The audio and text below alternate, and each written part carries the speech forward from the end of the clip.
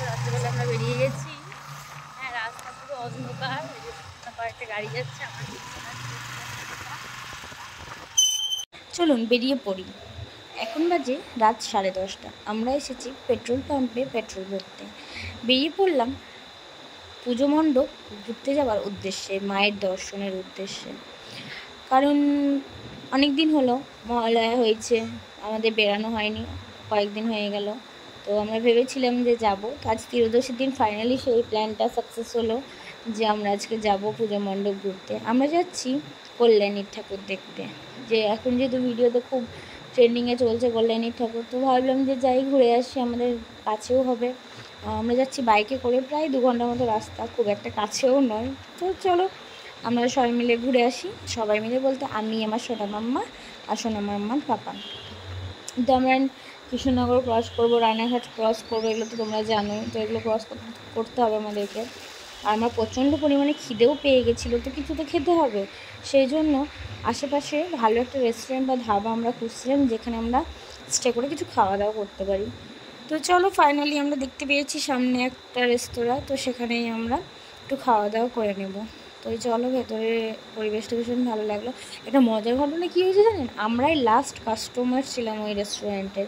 আমরা সেখান থেকে বেরিয়ে আসার পর সঙ্গে সঙ্গে ক্লোজ করে দেওয়া হয়েছিল। আর 5-10 মিনিট যদি আমরা লেট করতাম, তাহলে কিন্তু আর আমাদেরকে সেখানে প্রবেশ করতে দিত না, বন্ধ করে দিত। তো যাই হোক, আমাদের কপাল ভালো ছিল বা ভগবানের আশীর্বাদ ছিল, সেখানে দুটো খাবার পেয়েছিলাম 5 মিনিট আগে পৌঁছেছিলাম বলে। তো সেখানে পৌঁছে পরিবেশটা ভীষণ ভালো লাগলো, চারিদিকে পশু পাখির ছবি ভালো লাগছিল। তারপর আমরা খাবার অর্ডার করি, আমার কর্তামশাই খাবার অর্ডার করে। আমরা খাবারে নিয়েছিলাম বাটার নান, আর সাথে নিয়েছিলাম চিকেন দো পেঁয়াজা। আমার মাম্পু সোনাও খাচ্ছে, দেখতে পাচ্ছেন, ও আমি না দিলেও আমাকে আবার চেয়ে খাচ্ছিল। ও এখন টুকটাক সবই খেতে পারে, ওর অসুবিধা হয় না। অন্য বাচ্চাদের কথা বলতে পারবো না, কিন্তু আমার মাম্পুকে আমি সব রকমই খাবার অভ্যাস করছি একটু একটু করে, কারণ বড় হচ্ছে, তোকে সব রকম না খাওয়ালে হবে না। তো খাওয়া দাওয়ার পর আমরা বেরিয়ে পড়েছিলাম, অনেকটা পথ চলে এসেছি। আমি প্রথমে ভেবেছিলাম যে আমি একা মনে হয় এত রাতে মেয়ে ছেলে একটা যাচ্ছি। তো সেখানে যাওয়ার পর দেখলাম যে না, আমি নয়, আমার মতন অসংখ্য মেয়ে আছে এরকম বাইকের পিছনে। সামনে একজন যাচ্ছে, পিছনে 2-3 জন আছে, সাইডে দেখছেন পুরো গাড়ি দাঁড় করানো, সব গাড়ি রিজার্ভ করে এসেছে। সামনে আরেকজন আছে। তো পুরো জ্যাম্প হয়েছিল রাস্তাটা, জ্যাম্পটা কাটানোর পর আমরা যাচ্ছি মণ্ডপের দিকে। তো রাস্তার দুধারে লাইটের সৌন্দর্য একদম, আর দেখতেও পাচ্ছেন অনেকজন যাচ্ছে, অনেকের লোকেশন দেখে যাচ্ছে, যেমন আমরা যাচ্ছিলাম। তো ফাইনালি আমরা লাইনে দাঁড়িয়েছিলাম, আমরা সবার লাস্টে। তারপরেও দেখি যে আমাদের পিছন পিছন আরও লাইন লেগে গেছে, অনেকটা লাইন। অনেকটা হাঁটার পর ফাইনালি আমরা কাছাকাছি এসেছি, সামনে দেখছেন কতটা লাইন আছে। তবে একটা জিনিস কি, সেখানে ঘন্টার পর ঘন্টা দাঁড়াতে হয়নি, কিন্তু যেতে অনেকটা টাইম লেগেছিল। তো ফাইনালি আমরা চলে এসেছি, দেখতে পাচ্ছেন বীজপুর থানার কাছে। তো দেখুন, এই যে থানার নিকট, খুব একটা নয়। তো চলে এসেছি, দেখতে পাচ্ছি। এটা দেখে বলবেন কারা, মানে এটা কোন মন্দিরের গঠনে করা হয়েছে এই মণ্ডপটা। যারা জানেন তারা কমেন্ট বক্সে অবশ্যই জানাবেন। দেখুন ভীষণ সুন্দর লাগছে। তবে এখানকার একটা ব্যবস্থা আমার যেটা ভালো লাগেনি, সেটা হচ্ছে আমাদের মন্দিরের মেন দরজা দিয়ে প্রবেশ করানো হয়নি, পিছন দিয়ে করানো হয়েছে। যে সামনের যেই ফ্রন্টের যে সিঁড়ি, সেই সাইড দিয়ে আমাদেরকে প্রবেশ করতে দেয়নি। সেটা সামনেরটা ফ্রন্টটা পুরোটাই ভিআইপিদের জন্য রাখা হয়েছে, আর আমাদের সাধারণের জন্য সাইডে রাখা হয়েছে। এই ব্যবস্থাটা আমার একদমই ভালো লাগেনি, কারণ আমরা সাধারণরা সাইড দিয়ে ঢুকবো আর ভিআইপিদের জন্য ফ্রন্ট, এই জিনিসটা খুব একটা ভালো দেখায়নি এখানে। তো যাই হোক, সেটা তাদের ব্যক্তিগত ব্যাপার, তারা কীভাবে কী তুলে ধরবে।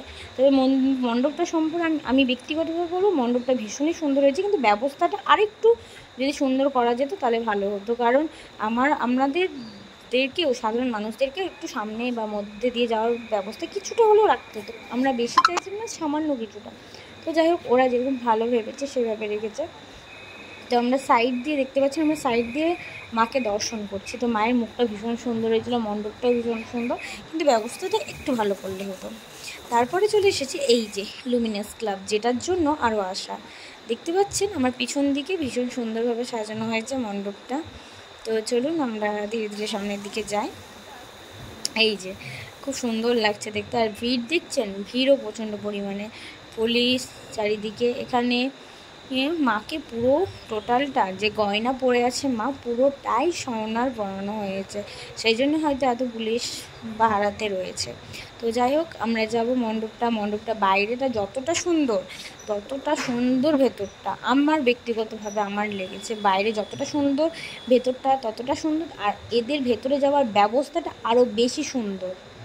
আমরা এর আগে যেখানে গেছিলাম সেখানে আমাদের সাইড দিয়ে প্রবেশ করেছিল, কিন্তু এখানে সেই জিনিসটা না, আমরা ভেতর দিয়ে প্রবেশ করতে পারি, কিন্তু সেইভাবে আমাদের মাকে দর্শন করারও ব্যবস্থাটা সুন্দরভাবে রেখেছে। আর এই যে আমরা লাইনের মধ্যে দিয়ে ধীরে ধীরে ছোটো ছোটো পায়ে ভেতরের দিকে যাচ্ছি।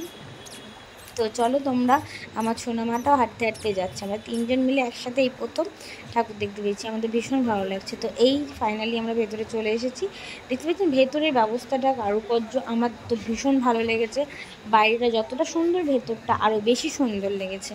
আর সবচেয়ে বেশি যে সুন্দরটা লেগেছে মায়ের মূর্তিটা সোনা দিয়ে সাজানো, তার সাথে মায়ের যে মুখটা সেটাও খুব সুন্দর লেগেছে। তো আমার এই দুটো ক্লাবের মধ্যে থেকে আমার এই মানে লুমিনাস ক্লাবের ঠাকুর আর সেখানকার ব্যবস্থা ভীষণ ভালো লেগেছে। যারা এসেছে তারা জানে ভিআইপিদের জন্য ব্যবস্থা রয়েছে, না থাকা নয়, তবে সাধারণ মানুষকেও ঠিক ততটাই প্রাধান্য দেওয়া হয়েছে। তো সবাই ভালো থেকো, সুস্থ থেকো।